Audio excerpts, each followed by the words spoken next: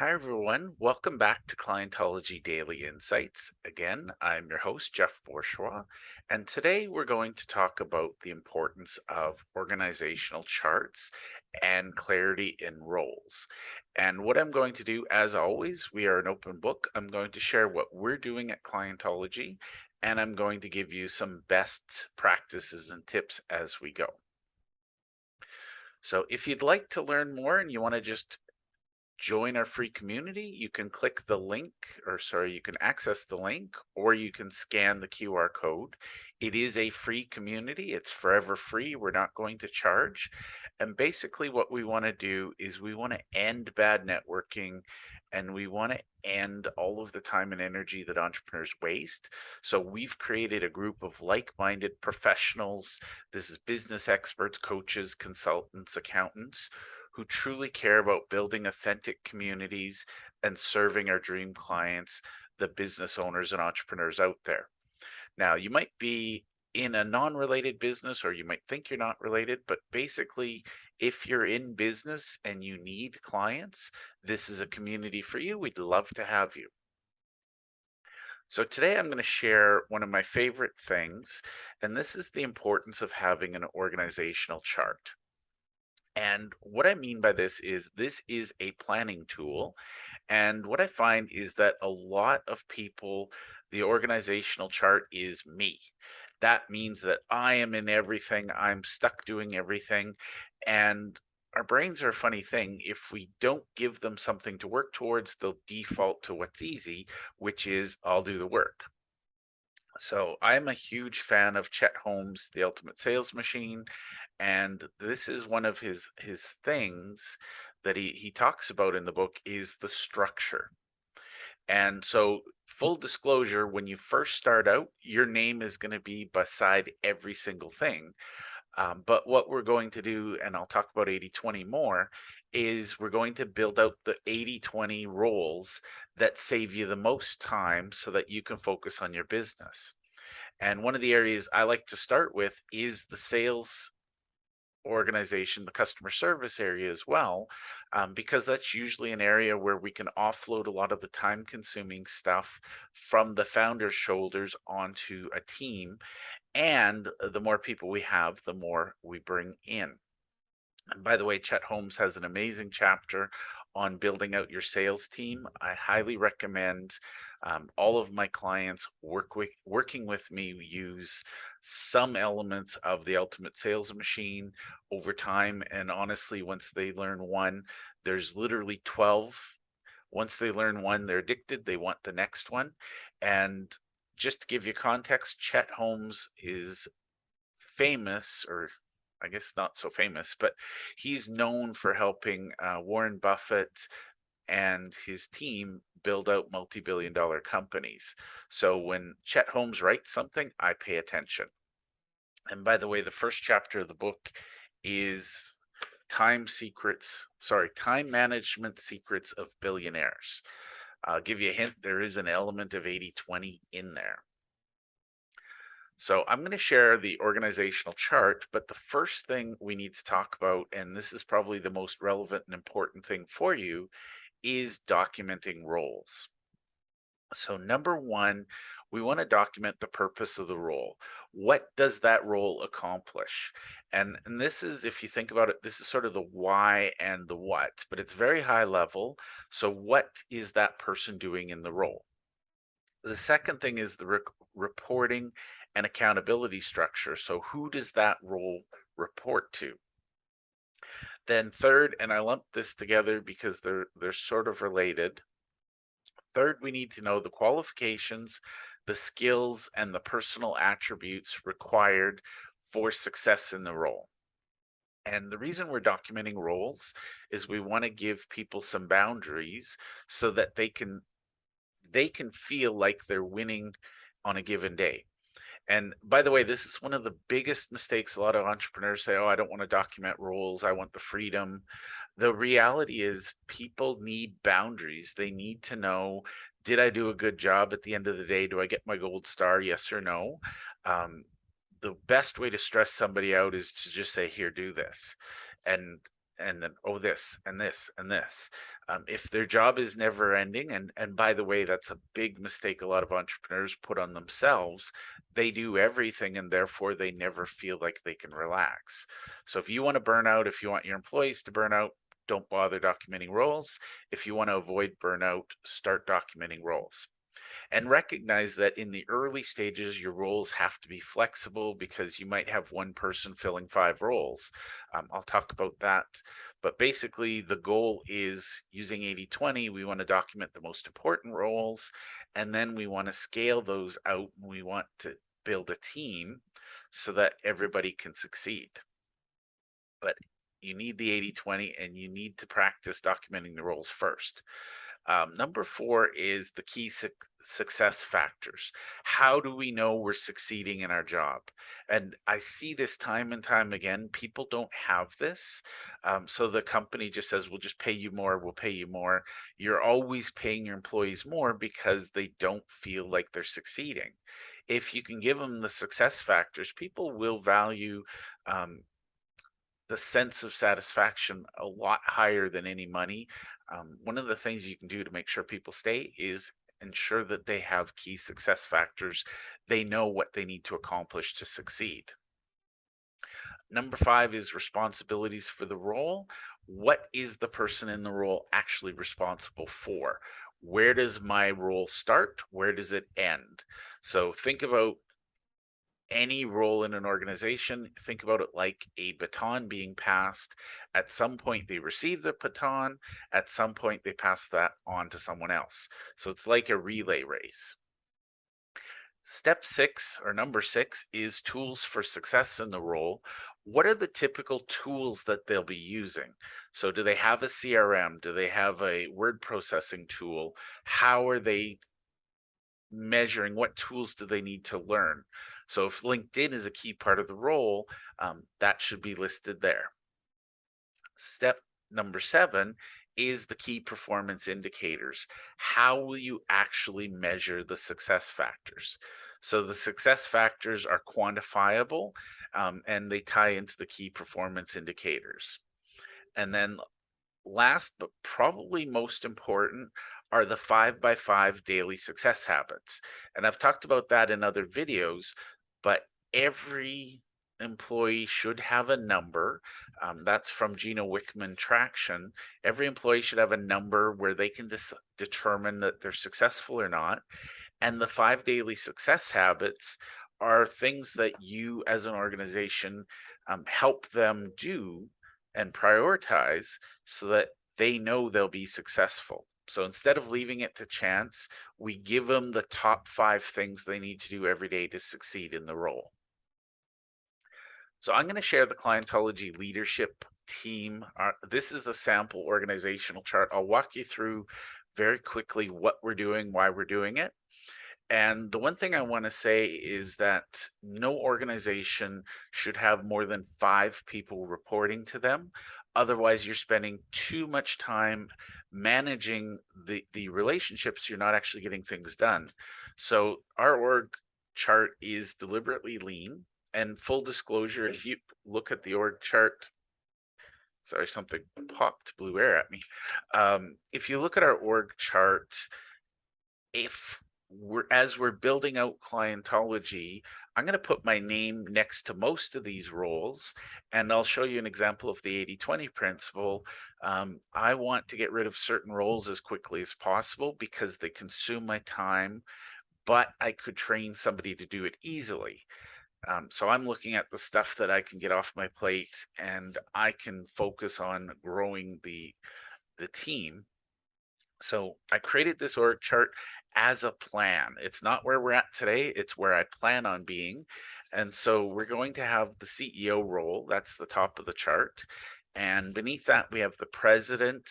And as you can see, we have 5 people who report to the president. We've got our chief relationship officer. I'll explain all these in detail as we go. Our chief human resources officer, our chief operating officer, chief financial officer, and chief technology officer. So we have 5 roles that roll up into the president, and the president manages those roles. So that's our leadership team. Next, we have the Clientology relationship team. And one thing I'm going to point out is that Clientology is about referrals and we practice what we preach. A normal organization is probably going to have a chief marketing officer and maybe a chief sales officer or chief revenue officer. We don't have a marketing role per se because everything we do is about relationships and referrals. So just keep that in mind. We're being consistent with our values. So our marketing, our sales, our business development is rolled up into this chief relationship officer.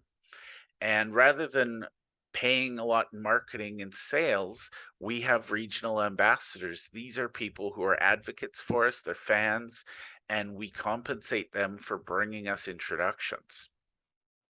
Underneath the ambassadors, there are senior relationship managers. And again, the goal is that nobody ever has more than 5 people reporting to them. So we will have teams and managers of teams of 5 at most. So we'll have multiple senior relationship managers and we'll have multiples of the other. Now, we are unique in that we do most of our business development through networking and through relationships. So the networking hosts, the senior networking event hosts, and the networking event hosts, there's a role we're going to talk about is the networking event hosts. Their primary role is to build out the reputation of the brand, build the networking event, and that is really truly where we start to do build our pipeline of perfect prospects. Now, we're not looking at lead generation. We're not looking at pay per click. We're not paying for ads. We're instead paying our team well. So we're a little bit unique. The networking event host role, for example, is basically an intern role, no experience necessary. You'll know very quickly if you're fit or not. And we train you. And if you succeed, we'll promote you. And that's actually probably something else unique about our team. We're not actively looking for any of our senior roles. When the right person comes along, we'll know it and we'll put them in those roles. Basically, we want to promote from within. So everybody will start, as it were, in the mailroom, and they'll work their way up. Having said that, nobody's going to stay in the mailroom long because we have a lot of vacant positions. So people will see a position, they're going to strive for it. They'll know the success factors they need to do to get there. And basically, we're a flat structure, but we want everybody to succeed. So we show you how to succeed. And the goal at some stage is that everybody except the very bottom roles will have 5 people reporting to them. And once you've got 5 people, you become a division unto yourself. So we're very keen on rewarding people who are go-getters. They want to do things. They want to succeed. So we'll talk about the networking. Under the relationship managers, this might be where you'd expect to see salespeople. We have client support representatives and we have clientology consultants. The clientology consultant is the low-level, entry-level position, and basically your entire job is to conduct calls. We have clarity calls, strategy sessions. So people coming from the networking events will talk to you. You're not doing any cold calling. We're not doing any prospecting. You're talking to warm leads. Prospects who've come from our events and efforts, also from books that are out there. And then the third and final group under senior relationship managers, we have charity liaisons. And these people, their entire role is to build relationships with local community groups, charities, and find ways to add value. So we host events, we do speaking engagements, we provide sponsorship. That's that role, and we'll be building out that department. At some point, it'll probably move up to a senior role, but for now, we've put it down at the bottom because we're a relatively new company and we want to see how this grows. Now, I want to give you a couple of quick examples. I'm not going to read this verbatim, but basically, this is a sample job description. I'll walk you through the pieces. This is for our entry level networking event hosts. So a lot of people say, Jeff, how can we help you? This is the number one thing I'm looking for. And I'll talk about the 80/20 principle. The networking events that we do, I personally believe that somebody, a stay-at-home mom, a military veteran, a military spouse, stay-at-home dad, a university student, somebody who is a semi-professional athlete or a professional athlete, but not quite at the level they're making the big dollars. These are very, very virtual positions. Most of our networking events are virtual. We do some in person, but that's a different story, and it's not something we'll go into today. But the junior role is you're going to host scheduled networking events. We will train you on everything you do, and the host is responsible for following the procedures and keeping participants engaged, managing the agenda, and keeping notes from the meeting. We use some technology for that. So you want to lay out the purpose. What does the role do? And in this case, you've seen the organizational chart on the previous page. They report, so the networking event hosts will report to senior networking event hosts. So for every host, there's a senior host. Or sorry, for every 5 event hosts, there's one senior networking event host. So you would start at networking event host, and once you've proven your skills, you'd move up to senior. There are no qualifications. This is entry level. We provide the training. So you want to just list out what they need to know. Do they have to be proficient in a certain software? So qualifications, maybe they have certifications. The skill level, in this case, as an example, the skill level is pretty low, but they have to be able to interact with others, and they should be familiar with video conferencing tools. Now, the good news is they don't have to be, they just should be. Now, personal attributes, this is one I find a lot of people are skipping over, but this one is important because you want to know what kind of skills or attributes, who they are. So, for example, in this role, we can't have people who are not comfortable leading, and they can't be uncomfortable in front of people. They have to be comfortable taking charge, saying, okay, everybody, we're starting now. They have to be comfortable talking in front of the group, especially on video conferencing. And one of the things I've found is that introverts can do this, but they tend to need time to recharge. Whereas extroverts, they get excited because they're running the group. At the end of the day, they're ready to do another group. So this is a predominant role for extroverts. With the right training, an introvert can do this. So first thing, we want them to know who they are. Do they love to be around people? Do they recharge in social settings? Or do they, spend their quiet time reading books to recharge? We want the extroverts. The introverts, we just need to know who they are so that we can train them. For the record, I am a raging introvert. I need my downtime. I recharge quietly with my family or with books or nature. But I've learned how to do this without draining myself. Now, this key success factor here, again, you want to list what do they need in that role to succeed. In this example, it's the ability to build authentic relationships with clients. That's it. You just need to be there. You need to be present. You need to build the relationships, and you need to keep the conversation going, following our guidelines. Now, this is a very important role. You're literally the heart of what we do. You're our first outreach. You're usually going to be the first experience they have with clientology.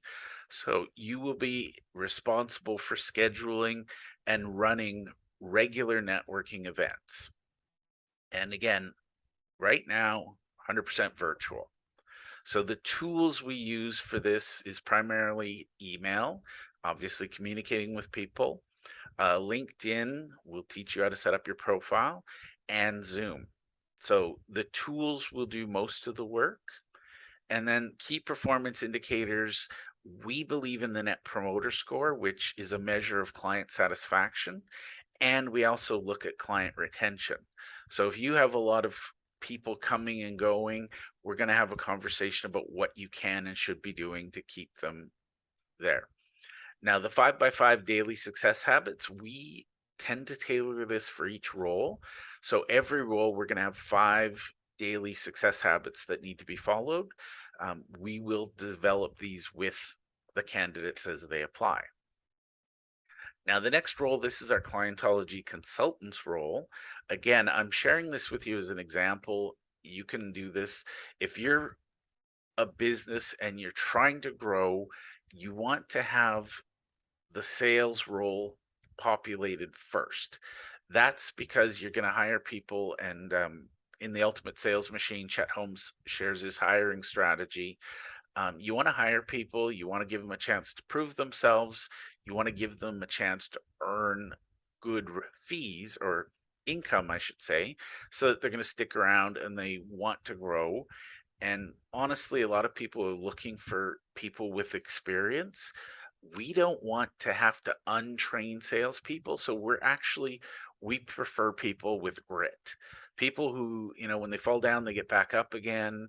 They're a team player. And most importantly, they're naturally curious and they have to be comfortable asking questions. We follow the consultative sales approach. So truly, and I say this sincerely for everyone watching, if somebody is not a fit, out of integrity, we have to say, you are not a fit, and here's why. So we're not looking for people who, have mastered the 57 closes. We're not looking for gimmicks and tactics. We're looking for people who sincerely ask questions. And by the way, this role is ideal for an introvert. I'll explain that on another video. But what I find is the introverts don't mind asking the hard questions, and they tend to ponder and reflect. So you'll be in this role conducting our clarity calls. That's a quick call. Is somebody a fit? Yes or no? If they are a fit, here's the next step. They go to a strategy session. If they're not a fit, we give them some resources, wish them well, and send them on the way. And then the strategy session, again, we're not looking to sell anything. We're looking to see if we're a fit. And if we are a fit, we owe it to them to figure out a way to work with them. If they're not a fit, again, we send them on their way and we give them some resources. So personally, if somebody gets to a strategy session, by then they've read one of our books, they've been to our sessions, they've been part of our networking, they've been through a clarity call. If somebody gets to one of our strategy sessions, it's really truly a matter of, how do we work together? How can we help you?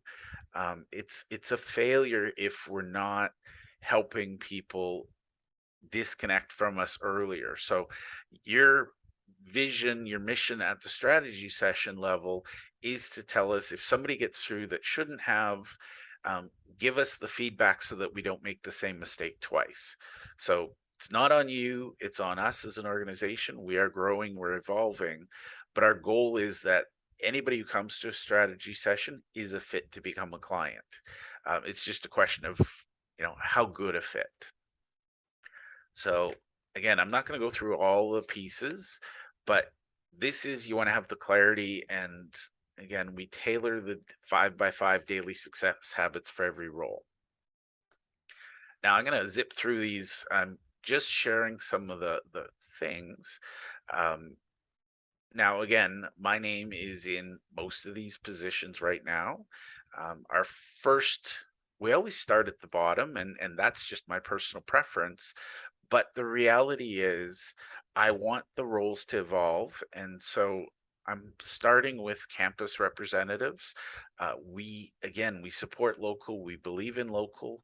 So the first thing we do if we launch a clientology group in an area is we connect with the local universities, colleges, technical schools. We want to give jobs to local students, give them meaningful career path, so that, we recognize that they may go on, finish their degrees and leave us, but we want to build relationships. And we want clientology, truly, it's a team atmosphere. We want it to be that atmosphere of alumni, so that when people graduate and leave their colleges, they might move on to their career, but they'll also have a fond spot in their heart for Clientology. They'll take us with them as well. So we have individual campus representatives and campus liaisons. If you're a local business, my advice to you is you need this role. Again, this could be more of a sales role, but you really truly want them to be advocates, because the thing is, university students tend to have parents, and there's a chance that their parents are entrepreneurs. So if you're giving their kids a chance, the parents are going to give you a chance.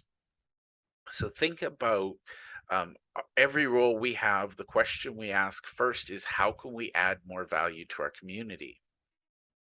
Now, this is our operations team, and this is the busiest slide of them all. I'm not going to walk through this, but we sat down, and again, this is, a lot of these roles are handled and managed by Jeff today. Within the next few months, few years, the goal is that we start at the bottom and we promote people. So as quickly as people are capable of being promoted, they will be. And as you'll see, maximum 5 people reporting to 1.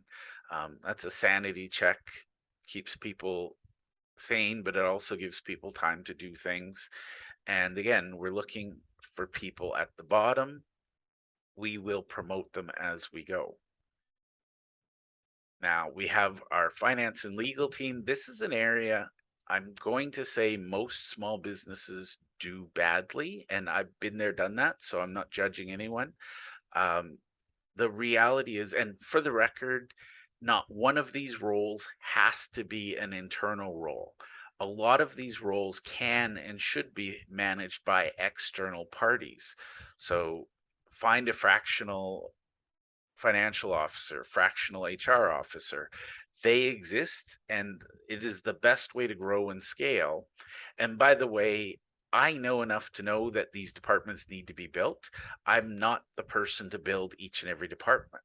I don't have the skill set. And I'll just share a story. Once upon a time, I hired a whole bunch of administrative assistants, and I trained each and every one of them, and they all went from highly capable to utterly incompetent just right before my eyes.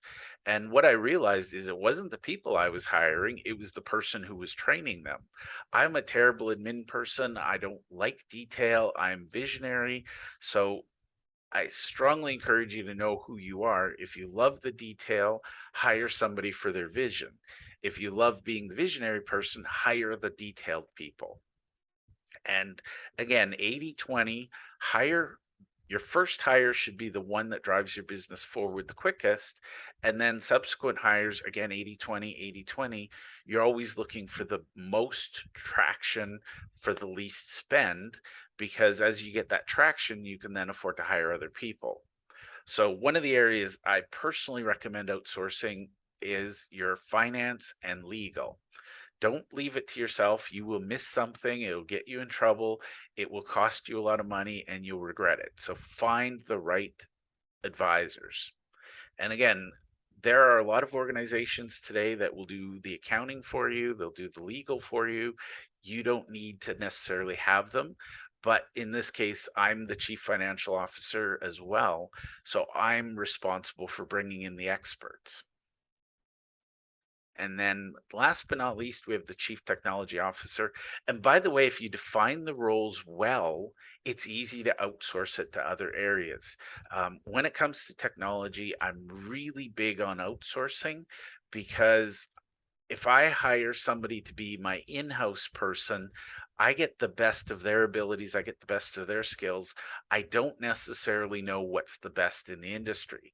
Whereas if you get an organization, an external technology team, they're usually doing research, they're usually cutting edge, and they can bring in the various specialists that you need. And instead of paying each specialist, you're paying for the team. Now, I have a vision. We're going to have an internal support team that supports our our staff and our ambassadors, and we're going to have an external support team to support our clients. Short term, I think we've got other people that do that, but the goal for me is I don't necessarily need the biggest organizational chart. But what I want to do is using the 80/20 principle, I'm going to identify the areas where I'm wasting my time. Again, there are things I'm really good at, and I should be, focused on the highest and best use of my time today. And then there are things that I'm really bad at. I just want to work with my partners as I outsource things. I'm going to help ask them for their help in documenting the role so that we can communicate and we know how we're successful. One of the things I don't want to see is a lot of people, they'll offload something to a fractional something and then they don't communicate. I want this to be an integrated team, even if they're not on my payroll. Instead, they're consultants and external people. So I want you to ask, how does this apply to me? And how could you grow your business by applying the principles of the ultimate sales machine and 80/20? So thank you. I know this was a longer video, but I hope you understand the logic of it, and I hope it serves you in your business.